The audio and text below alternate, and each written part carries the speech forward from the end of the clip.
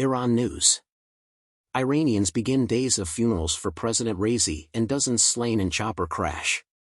5-day mourning for Iran's President Raisi and Foreign Minister. Sunday's helicopter crash in a misty mountainous region killed Raisi and his entourage. On Tuesday, mourners in black began days of funerals and processions for Iran's late president, foreign minister, and others died in a chopper crash, a government-led series of events meant to honor the deceased and show strength in an unstable Middle East. Mass rallies have been vital for Iran's Shiite theocracy since millions flocked to Tehran to welcome Grand Ayatollah Ruhollah Khomeini in 1979 during the Islamic Revolution. A U.S. drone attack in Baghdad killed Revolutionary Guard General Qasem Soleimani in 2020, drawing an estimated 1 million people to his funeral. Do you have questions concerning global trends and topics? Our award-winning team's new portal SCMP Knowledge offers explainers, FAQs, analyses, and infographics. President Ebrahim Raisi died in a helicopter crash, won the lowest turnout election in the country's history, and presided over massive crackdowns on all opposition, so whether he, Foreign Minister Hossein Amir-Abdollahian, and others draw the same crowd is unclear. Since the crash, Tehran has witnessed a considerable security force presence and prosecutors have advised against celebrating his death.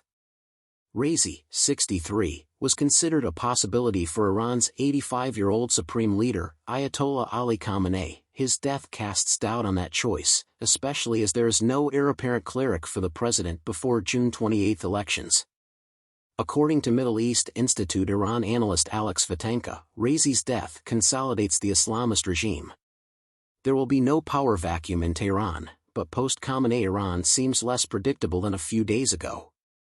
In downtown Tabriz, the closest major city to the disaster scene Sunday, a semi-truck carrying the victims' caskets slowly drove through the narrow streets Tuesday morning. Thousands in black slowly marched beside the coffins, some throwing flowers as an MC grieved for martyrs over a loudspeaker. The bodies will then proceed to Qom, a Shiite seminary, before arriving in Tehran Tuesday. Wednesday's funeral presided over by Khamenei will include a procession. On Thursday, Raisi's village of Burjand will have a procession and funeral at Mashhad's Imam Reza Mausoleum, Iran's only Shiite imam buried. This shrine attracts millions of pilgrims annually. It has been the ultimate resting place for Persian warriors for millennia. That's a unique, high religious honor. Muhammad Ali Rajai, the only other president died in office in a 1981 attack, was buried in Tehran. Iran's theocracy encouraged public mourning for 5 days. Government personnel and schoolchildren attend such events in large numbers, while others participate out of patriotism, curiosity, or historical interest. Iran's rural populace is more Shiite and government-friendly. However, years of major protests in Tehran have given Tehran a very different picture of Raisi and his government. Detained for her hijab, Mahsa Amini died in 2022.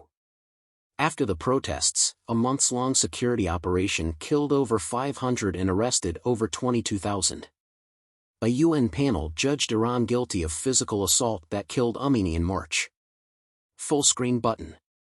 As word of the chopper crash spread Sunday night, some chanted anti-government.